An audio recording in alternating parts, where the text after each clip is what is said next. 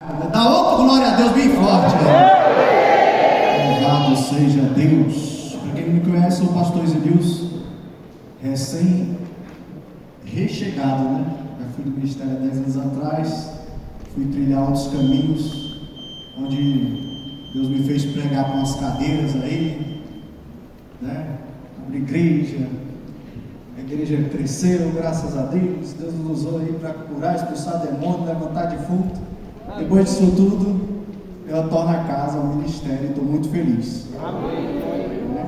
Na transição eu sempre dizia para o Ziel: se eu mudar de algum lugar, é lá para o Senhor. Quando eu pensei em mudar, ele foi para o Penorte, eu achei o pastor Anderson. Falei, meu Deus, e agora? E fiquei muito feliz. Pastor Anderson quer dizer de público aqui. Eu estou muito feliz, de verdade, porque o pastor Anderson, quem me conhece há muito tempo, como evangelista Abraão, meu amigo de infância, sabe que eu não gosto de ninguém para baixo. Pessoa que tudo é errado, eu não gosto, não dá certo, eu não gosto de gente assim. Eu gosto de gente igual o pastor Anderson. Você fala assim, pastor, vamos fazer? Ele, bora. Pastor, tal coisa, o que precisa? Pastor, vai dar certo. É bom gente assim, não é? De antemão, com a licença do pastor, faço até o convite. Já foi citado Mateus capítulo 20 aqui, né? Grande a seara e poucos são os ceifeiros. Está precisando de ceifeiro aí, viu? Tem ceifeiro aí no meio, procura o pastor antes no final e fala, pastor, eu estou aqui, não sei fazer nada, mas eu estou disposto para fazer. A obra está precisando. Amém? Abra a tua Bíblia, João capítulo 3, versículo 16, louvado seja Deus. Faço menção da minha esposa, tá ali, na mídia, né? Agora é da mídia. Ela virou para mim e falou assim, amor, agora eu sou dos midianitas. Eu falei, tá repreendido, rapaz? Ela falou, não, da mídia. Eu falei, sangue de Jesus tem poder. A mídia com o midianita tem muita diferença. Que sai dessa. Que Deus abençoe sua vida, Senhora Manelli. Louvado seja Deus.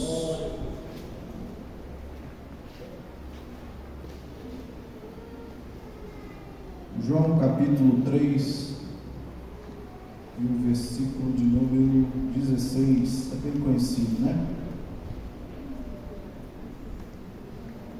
Podemos ler? Diz assim: porque Deus amou o mundo de tal maneira que deu o seu Filho unigênito, para todo aquele que nele crê não pereça, mas tenha vida, mas tenha vida, mas tem a vida eterna. Coloca a Bíblia no teu banco, dá a mão para o teu irmão do lado, olha para ele, dá um sorriso para ele, alegra a vida dele. Você não sabe como é que foi o dia dele, talvez foi atribulado, talvez foi um dia que trabalhou, pegaram no pé dele, talvez foi um dia que foi na família, falaram mal dele, e ele não via a hora de chegar nesse lugar e ver os irmãos da igreja. Olha para ele, sorri para ele, fala assim para ele, ei, Jesus te ama. Fala a parte difícil agora, fala, e eu também. Olha para ele e fala assim, ei, você é um ET. Nem todo mundo falou e o pastor assustou, misericórdia. O que eu fui fazer? Eu dei a oportunidade do pastor Elias. Eliúde regalou o olho. Olha para o irmão aí e fala assim, ei, você é um extraterrestre. Sabe por quê? Porque você vive, mora, faz planos nessa terra, mas o teu lugar ainda é lá no céu. Levanta as mãos aos céus, vamos fazer mais uma oração. Pai amado e querido, mais uma vez glorificamos e exaltamos o teu nome. Mais uma vez bendizemos, papai, diante da tua santidade. Aqui nós já louvamos, papai amado e querido, e estamos prestando o nosso culto neste domingo, como é cotidiano nosso. Nós estamos neste momento da palavra, ao qual nós vamos nos alimentar. E o Senhor nos agraciou, papai amado e querido, para que nós mesmos, papai, pregássemos uns aos outros. Nesta noite, peço ao Senhor, como está escrito, João capítulo 3, versículo 30, que eu diminua e que o Senhor cresça neste lugar, que os céus estejam abertos, papai, manifestando a tua glória, como está escrito em Isaías capítulo 6, que o Senhor enche esse lugar com a tua glória, e que todos possam ser cheios do teu Espírito Santo, em nome de Jesus. Amém? Pode sentar dando glória misturado com aleluia. Marcelinho, se puder aumentar um pouquinho meu ganho, liberar um fundo musical. Eu agradeço. Que Deus abençoe sua vida. Está ótimo. Perfeito. Glória a Deus. Aleluia. Irmãos, hoje eu quero falar a respeito dos níveis de relacionamento de Deus para com os homens. Todas as vezes que a gente recebe uma oportunidade, que alguém nos agenda para falar do amor de Cristo, qualquer cristão em sã consciência, ele vai orar a Deus pedindo uma palavra, indagando a Deus: Senhor, o que o Senhor quer que eu fale? Porque nós temos que ser boca de Deus nessa terra. A Bíblia fala em Mateus que em parte profetizamos e em parte falamos de nós mesmos, mas muitas das vezes a gente quer falar só de nós mesmos, confiando na força do nosso braço, na força do nosso conhecimento. Deus abençoe, irmão. Mas em sã consciência, qualquer cristão vai orar a Deus pedindo uma palavra, pedindo uma confirmação, pedindo algo da parte do Senhor para as nossas vidas, porque sabemos e entendemos e sentimos que quando as coisas são de Deus e quando a palavra vem do Senhor, nós saímos daqui cheios, regozijando, pulando, às vezes voando nas asas do Espírito, fortalecido para enfrentar o mundo.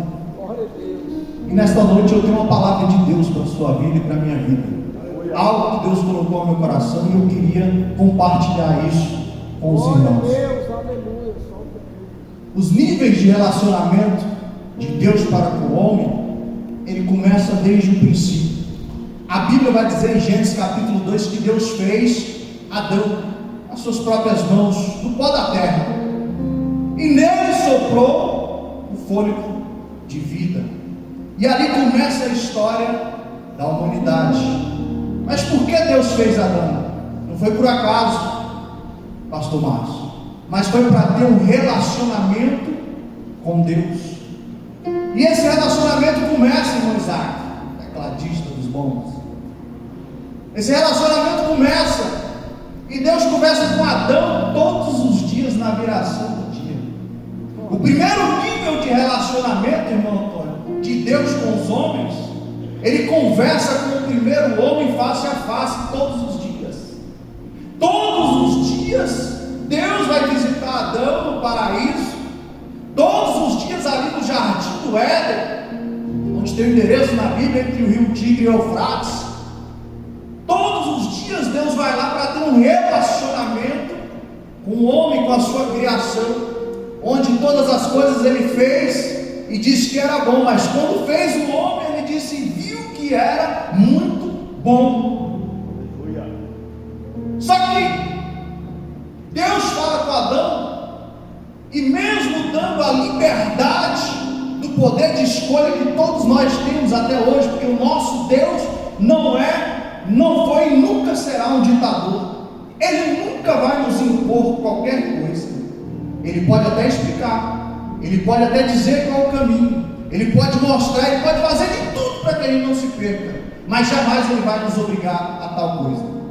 E Adão ali no jardim do Éden é colocado ali e fala: Adão, isso aqui tudo é teu, eu fiz para você, meu filho, é para você governar. Tem os animais, eu fiz com o poder da minha palavra, coloca os nomes, você vai poder colocar o nome em tudo, você não precisa trabalhar.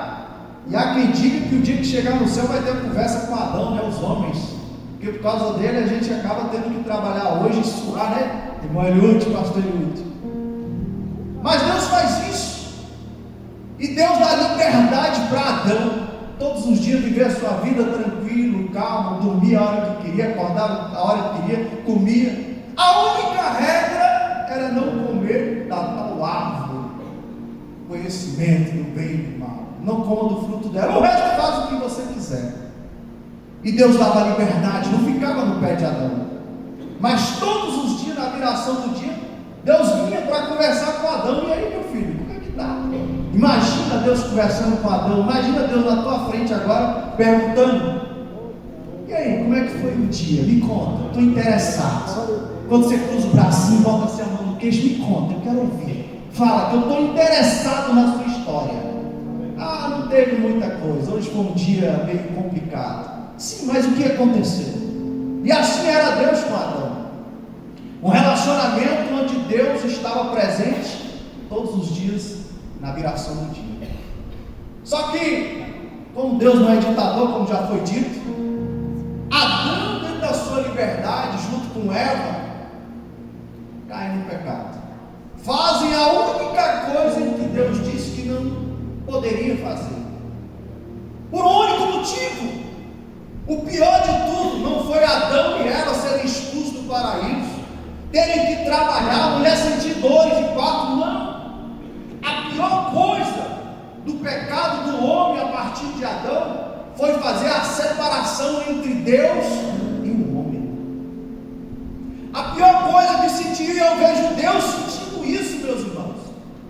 Quando acontece o pecado, Deus expulsa Adão e Eva ali do paraíso e cerra as portas e esconde para que eles não voltem. Dizem Gênesis capítulo 3 versículo 20 alguma coisa, diz que ele expulsa e esconde para que o homem, sendo como nós, Deus fala desse jeito, Adão é como nós, conhecedor do bem e do mal, e ele não pode ficar aqui, porque senão ele vai viver no pecado e eternamente.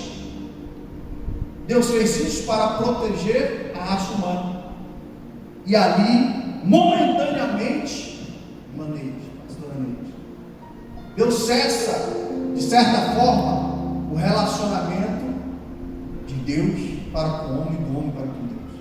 Naquele momento já não tinha mais na viração do dia a visitação de Deus para falar com Adão, para falar com Eva, e a história caminha. O próximo contato que teve foi um sacrifício entregue de Caim e de Abel. Um foi aceito, outro não, pastor Anderson. E Deus só responde com fogo e ainda fala com Caim: cadê teu irmão? Porque a terra está clamando o sangue dele.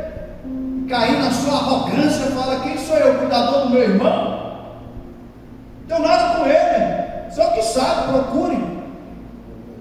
E a história continua. Adão e Eva, seus filhos, continua a história. E ali a gente já não vê mais um relacionamento do homem para com Deus, e Deus não visitava mais o homem.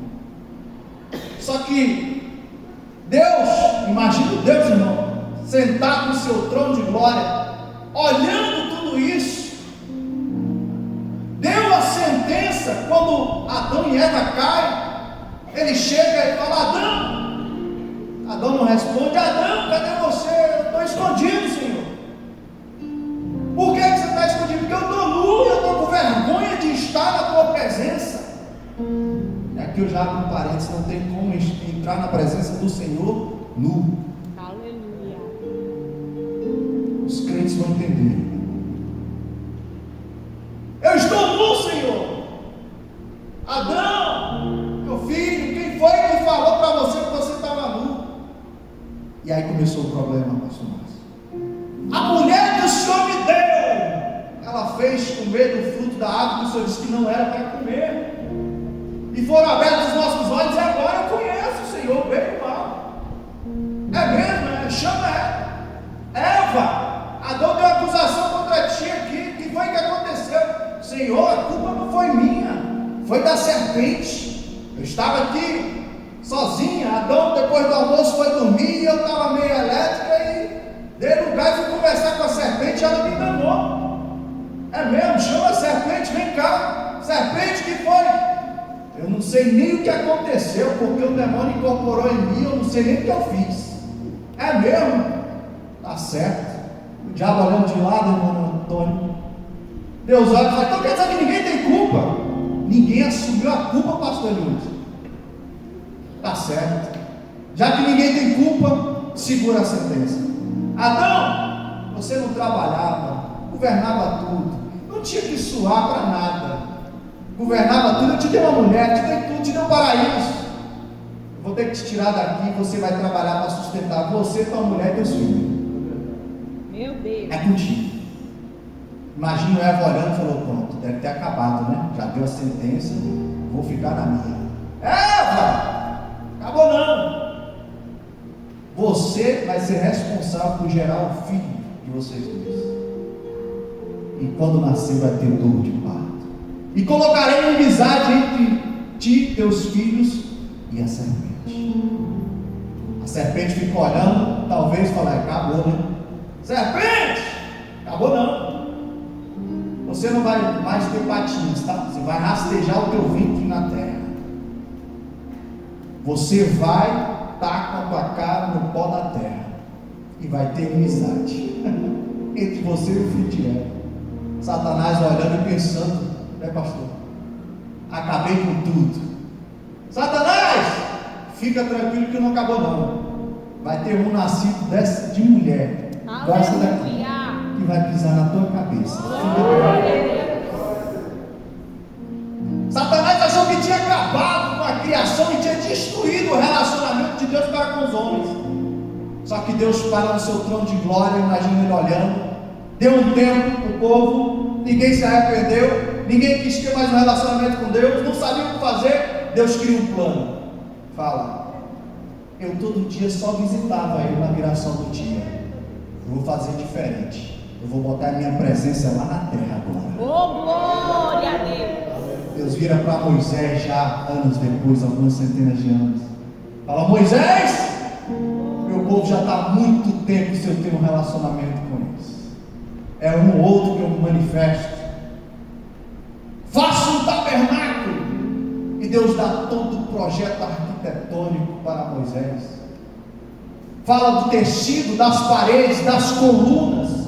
Fala dos ambientes, do pátio, do lugar santo, do lugar santíssimo.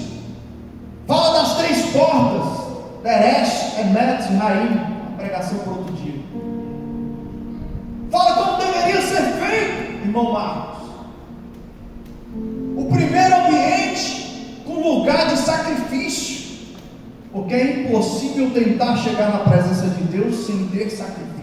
Meu Deus! Na sequência, uma bacia para se lavar, porque fazendo o sacrifício e limpando a sua impureza, tem que passar e se limpar para continuar tentando chegar na presença de Deus. Aleluia! É um processo contínuo. Quando sai do lugar que é o pátio e adentra o lugar santo, lá tem alguns objetos. Tem o candelabro, a menorá com 7 hastes, feita de ouro maciço, 1,5 metro de altura, com seus pavis ali. E ali faz uma representação do próprio Jesus, onde ele vai dizer: eu sou a luz do mundo. Aleluia. E dentre as atribuições que ele deu a si mesmo, só uma ele também atribuiu aos homens. Ele diz: vós sois a luz do mundo. Engraçado e refletido dentro disso, para nós sermos a luz do mundo, nós temos que olhar para a menorá. Porque a menorá, o candelabro com 7 hastes, se você for lá e colocar fogo no pavio, simplesmente não vai acender. Ele vai queimar aquilo ali de uma fumaça e acabou, vendo carvão. Para aquilo ali ficar aceso, sabe o que precisa? De azeite. Ou seja, para nós sermos a luz do mundo, nós precisamos do Espírito Santo de Deus nas nossas vidas. Jesus é a luz do mundo e ele tem luz própria, mas nós não. Nós somos cristãos, pequenos cristos. Nós refletimos a luz de Jesus. O que você tem refletido? Fica para a imaginação. Mas não tinha só esses objetos, só esse. Também tinha ali o altar de incenso, onde era colocado todos os dias, de manhã e à tarde. E aquela fumaça, aquele incenso subia e representava as orações, os pedidos de orações que chegavam até Deus. E chega num momento em que Deus fala assim: olha, o pecado do mundo chegou às minhas narinas. Interessante que tanto a santidade quanto o pecado, Deus sente o cheiro. Faço uma pergunta: qual o cheiro que você está exalando? Meu Deus! Vai doer, mas vai curar. Tudo, mas é a verdade. O que eu tenho sido na terra? Um cheiro suave que sobe até as narinas de Deus, ou o cheiro do pecado que faz com que Deus vomite, como está em Apocalipse? Mas não tem só esses 2 objetos, também tem uma mesa, a mesa da proposição. 12 pães em 2 filas, 6 e 6, do lado direito. esses pães representando ali as 12 tribos, e a comunhão de Deus com os homens, irmão Antônio. E o senhor é dono de restaurante, e aqui eu deixo algo para os irmãos. Não há nenhuma representação maior de comunhão a não ser sentar à mesa para comer com alguém. Hoje, dia das mães, muitos sentaram à mesa para comer, para participar do almoço com as mães, não é verdade? Quando sentamos à mesa, nós estamos tendo comunhão com aqueles que estão à roda da mesa. Isso é tão forte que é uma das representações que está no lugar santo. Só que não para por aí, pastor Emílio. Tem o véu e passa para o terceiro ambiente. No terceiro ambiente só tem um objeto: a arca da aliança, feita de madeira de acácia, revestida de ouro puro, com a tampa feita de ouro puro, com 2 querubins no meio, uma bacia. Dentro tinha 3 coisas: uma porção de maná, o cajado de Arão que floresceu, e as tábuas dos 10 mandamentos que Deus entregou no Monte Sinai para Moisés. E Deus fala em Gênesis: Moisés, depois que fizer tudo isso, eu vou inaugurar o templo, eu vou acender o fogo preparado na lenha lá fora, no lugar do sacrifício. Desse mesmo fogo vai ser aceso o altar de incenso todos os dias, onde chegam as orações até mim. Essa mesma fumaça de incenso vai adentrar ao lugar santíssimo, e uma vez por ano o sumo sacerdote vai entrar na minha presença, e aí eu vou perdoar o pecado do meu povo. Aleluia! Eu estarei no meio daqueles 2 querubins, ali estará a minha presença. E aqui caracteriza a segunda relação de Deus com os homens.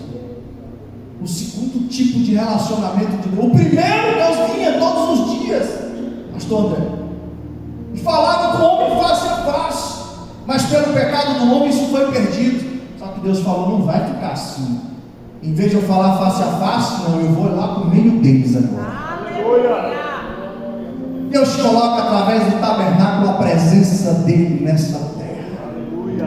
Glória a Deus. Só que a história continua, e nós somos tendenciosos ao pecado. 500 anos antes da vinda de Jesus, Deus usa e chama aquele ditador endemoniado de meu servo, o rei Nabucodonosor.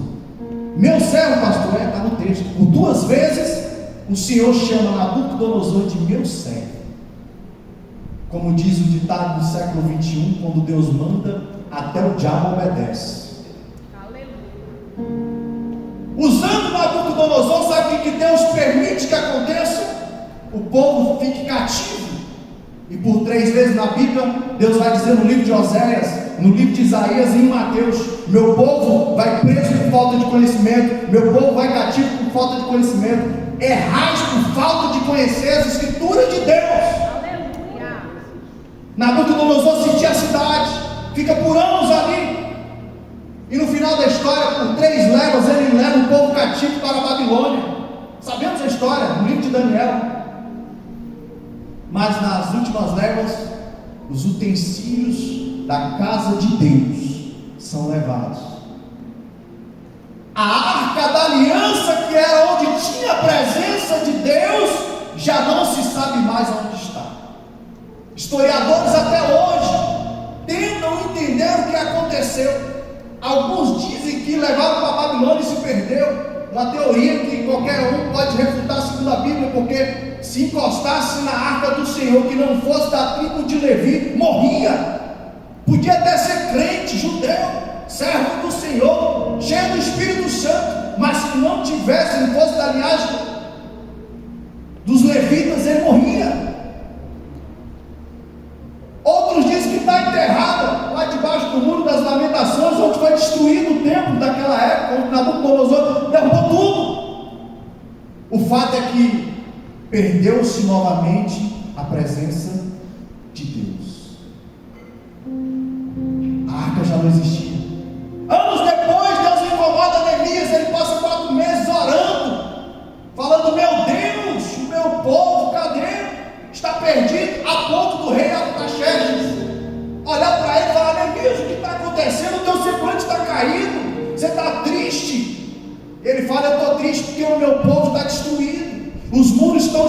não existe mais o templo, não temos como adorar o nosso Deus. Artaxerxes vira para ele: o que você quer que eu faça para ajudar? Me dá uma carta de liberação, deixa eu ir lá reconstruir os muros. E outro, me dá uma carta para mim pegando mantimento daqui para lá. A Bíblia diz que ele reconstrói, irmão Marcos, os muros, reconstrói o templo, reconstrói aquela cidade, a nação, restaura ali a esperança do povo de Deus. A Bíblia diz que é reinaugurado o templo. Mas tem um detalhe, irmão Mirelle: não se fala da Arca da Aliança. Meu Deus. Nós estávamos vivendo os 400 anos onde Deus ficou calado. Algumas Bíblias, se abrirem ainda hoje, do Velho para o Novo Testamento, tem 4 folhas em branco representando os 400 anos em que Deus ficou calado na terra. Não se tinha mais a presença de Deus. Só que Deus não fica por aí. Deus olha lá de cima e fala: com Adão eu falava face a face, o pecado foi isso. Depois eu coloquei a minha presença no tabernáculo, o pecado fez com que isso fosse destruído. Quer saber? Eu não vou mais falar face a face, nem vou botar minha presença. Eu vou lá morar no meio deles. A Bíblia vem no livro de Lucas e aparece um anjo a Maria e diz: agraciada és tu entre as mulheres, Maria. No teu ventre tu vai carregar o Filho de Deus. Satanás achou que tinha ganho, mas não, Deus ainda está no controle. Esse menino vai nascer e você vai botar o nome de Jesus. Ele será chamado Jesus o Nazareno. Apesar de ter nascido em Belém, em casa do pão, é uma história para outro dia. Deus não se conformou em perder o relacionamento com o homem. Ainda que o pecado tivesse destruído eles por 2 vezes, Deus envia Jesus Cristo. E na pessoa de Jesus Cristo, Deus se despe de toda a sua glória e vem para o meio da gente. Se coloca nesse corpo corruptível, nesse corpo carnal, onde com as nossas bocas nós declaramos só o Senhor é Deus, mas muitas das vezes as nossas atitudes dizem justamente o contrário. Chega ao ponto de estar narrado no Novo Testamento: o bem que eu quero fazer, se eu não consigo, mas o mal que eu não quero, eu pratico toda hora. Mas Deus, no seu plano, envia Jesus. Aleluia. E está morando no nosso meio. E Jesus vem, passa 33 anos e meio na terra, rejeito a Jesus, irmão Marcos. Ele é crucificado. Em um dos livros do Evangelho coloca Jesus de Nazaré, e outra versão tem Jesus Barrabás. Colocam 2 Jesus para julgarem, decidirem entre os 2. E nós sabemos a história. Decide crucificar Jesus de Nazaré e soltaram o outro. Crucificaram o nosso Jesus, rejeitaram o nosso Jesus. Jesus leva sobre si o pecado de todos nós. O próprio Deus, pela 3ª vez, tenta ter um relacionamento conosco, mas nós mais uma vez o rejeitamos. Jesus padece na cruz, entrega seu espírito na mão do Senhor, o Criador de todas as coisas. O diabo pensa que acabou por ali, só que Jesus ao 3º dia ressuscita, no domingo de Páscoa.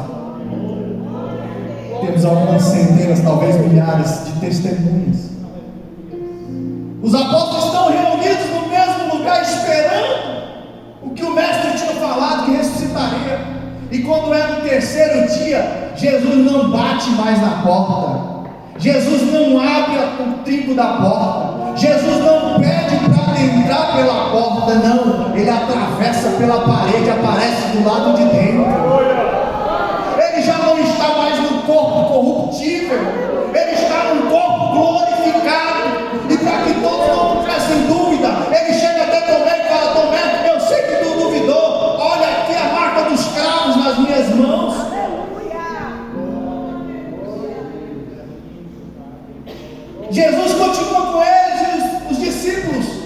estão ali, se alegram, o mestre voltou. Como ele disse que morreria e ressuscitaria, ele ressuscitou, ele está conosco, não precisa mais morrer.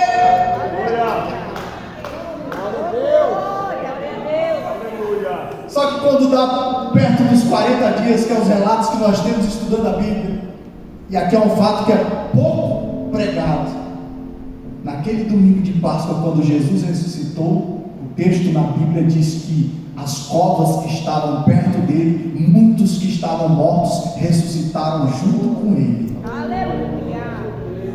O que você quer dizer, pastor? Se você estiver perto de Jesus, você pode até estar morto, na hora não ressuscita. Não sai mais perto de Jesus, não. Pastor, eu dou conta, eu peco demais, eu prefiro ir para o mundo, que eu estou escandalizando a obra de Deus. Meu irmão, continua aqui, meu irmão. Continua, eu estou fraco. E quem disse que pecado é vitamina, rapaz? Já dizia o pastor Marco Feliciano. Bora, continua. Se tu estiver perto de Jesus, ele vai te ressuscitar. Pode estar na cova, você ressuscita. Só que quando está com uns 40 dias, pastor Yudi, Jesus dá uma notícia para os apóstolos e para todos aqueles que estavam perto dele, pastor Anderson, e fala assim: olha, eu preciso ir. Os apóstolos falam para ele: não, Senhor, como ir? Não, olha, o Senhor morreu, ressuscitou, agora o Senhor quer ir embora. Eu preciso ir, meus irmãos. Eu não sou mais o que está escrito em João capítulo 3, versículo 16, filho unigênito. Agora eu sou o primogênito, eu só sou o primeiro, porque todos que me aceitarem serão e constituirão filho de Deus. A obra precisa andar, irmão. Senhor, mas o Senhor vai e nós como ficaremos?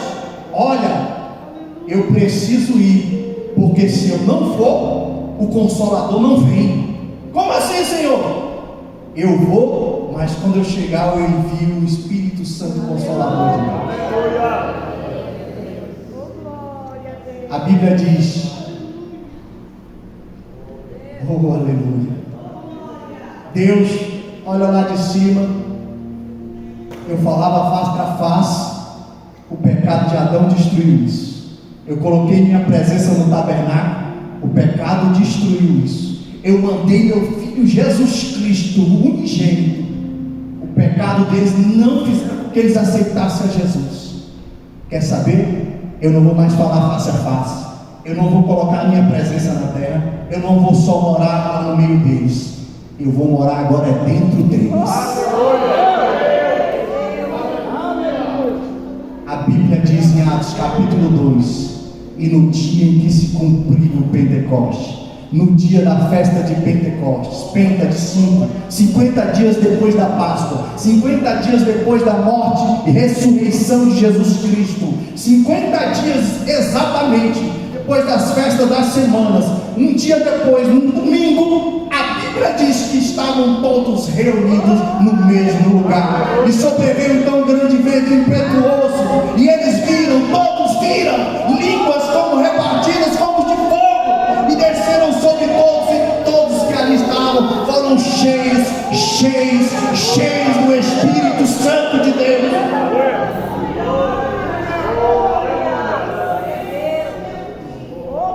Deus não fala mais face a face.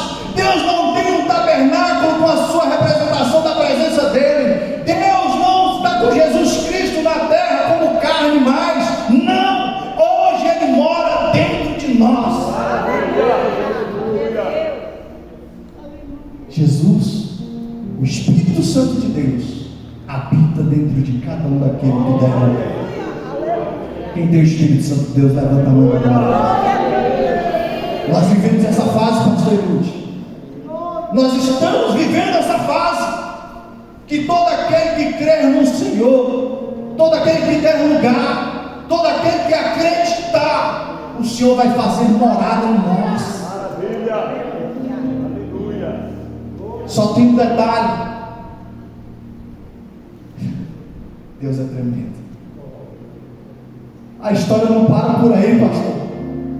O relacionamento de Deus para com o homem vai além disso. Pastor, mas ele já mora dentro de nós, como o Senhor disse. Sim, mas Deus quer mais do que isso. E eu quero te levar a pensar um pouco, porque a Bíblia, quando se refere à igreja, por várias vezes, inúmeras vezes, ela se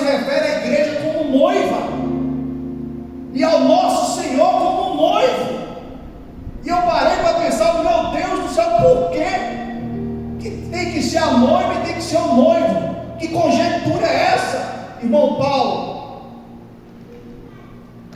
não há relacionamento mais íntimo do que um homem com uma mulher, no entendimento humano. Em outras palavras, sabe o que Deus está dizendo?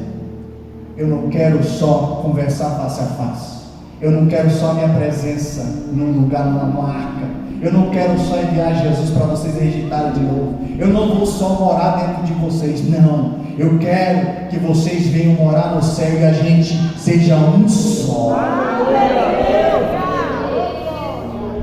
O plano de Deus, o relacionamento que Deus quer ter com cada um de nós, não é simplesmente morar nesse corpo corruptível, como eu disse na inicial, dando margem para que o nosso poder de decisão, a nossa liberdade de decisão, faça com que todos os dias a gente tenha que decidir entre o bem e o mal, entre servir a Jesus e não servir, entre estar na bênção, separado na santidade, ou estar no pecado.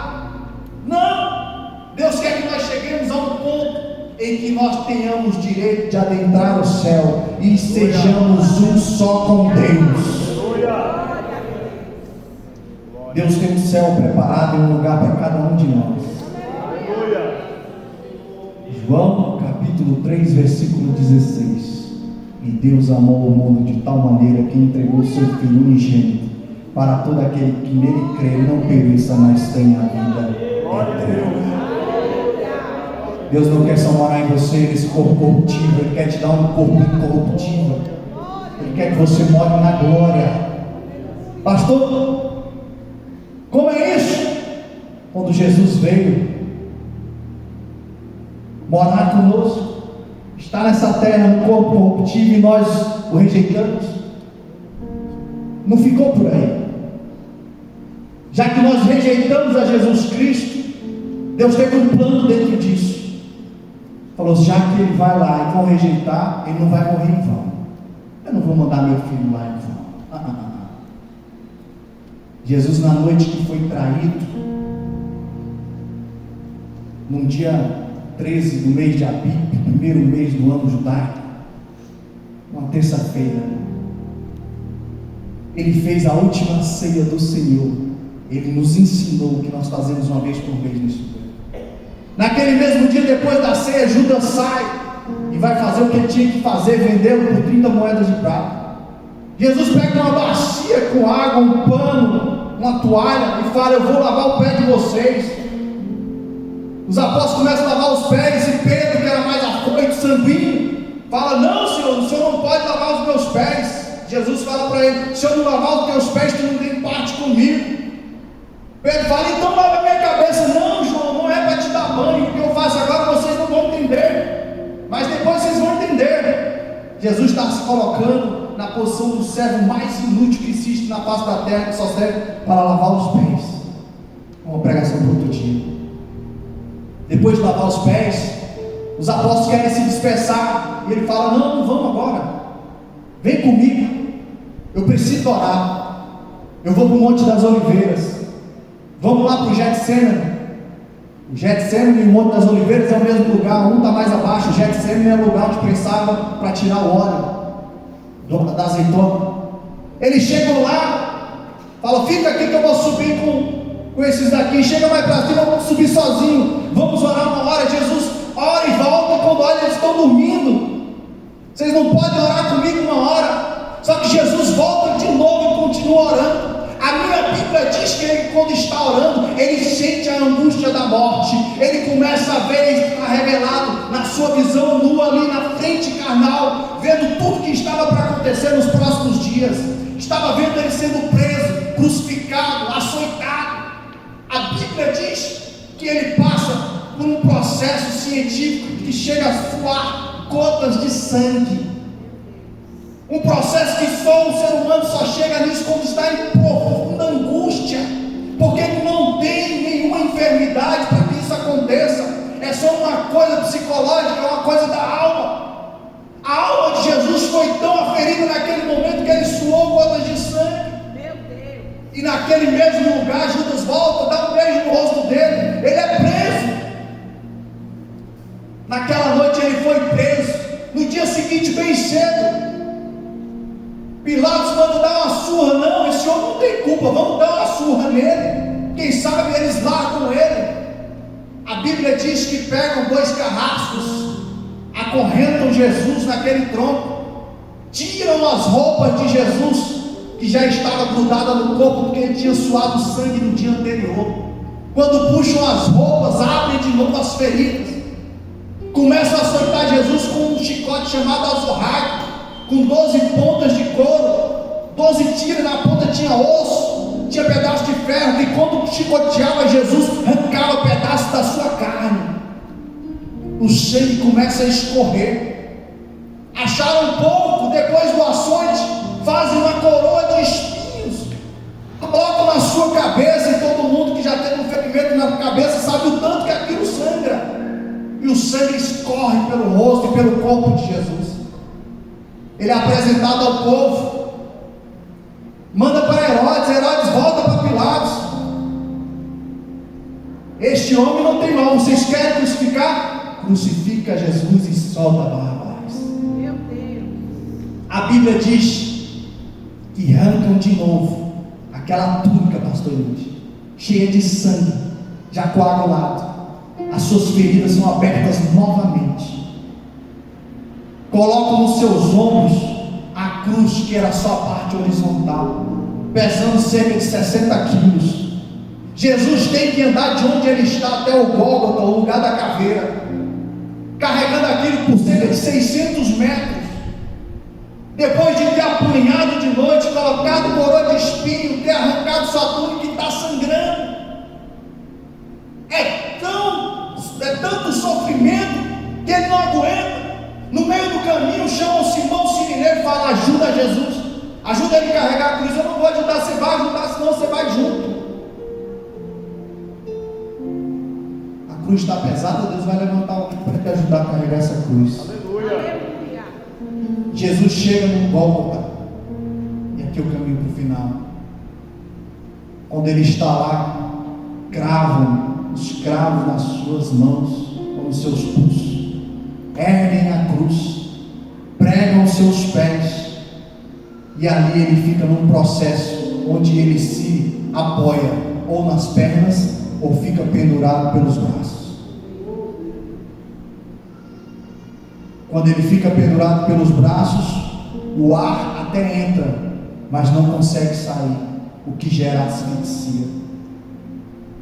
Para não se asfixiar, ele faz uma força sobre-humana, fica sobre os pés, para poder que o ar saia e ele volte a respirar. Jesus por 7 vezes faz isso na cruz. A primeira vez que ele fez esse esforço, e se fosse eu e você, jamais faríamos esse esforço, morrendo. Ele faz esse esforço, levanta, volta a respirar, e a frase que ele diz, a primeira é: Pai, perdoa, porque eles não sabem o que fazem.